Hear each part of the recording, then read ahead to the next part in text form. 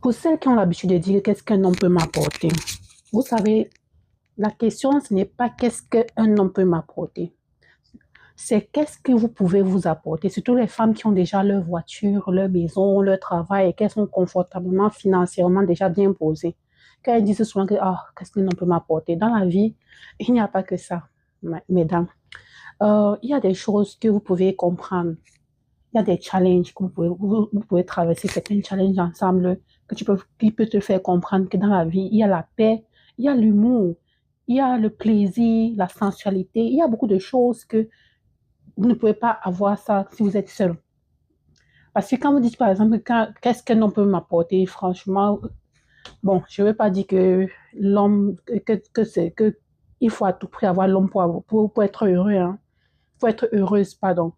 Donc, il faut comprendre que la question, ce n'est pas qu'est-ce qu'un homme peut m'apporter, parce que déjà, une femme doit déjà être capable même elle-même de s'offrir tout ce qu'elle pense qu'un homme peut l'apporter. Donc, ce que vous pouvez vous apporter, ça peut être le plaisir, ça peut être l'humour, comme je me répète, mais c'est très important. Ça peut être l'amour, ça peut être une vie d'ensemble, ça peut être le confort même d'être un couple, même moralement, psychologiquement, tu es bien. Et je ne veux pas aussi dire que quand tu es seul, psychologiquement, tu n'es pas à l'aise ou bien tu n'es pas heureuse. Non.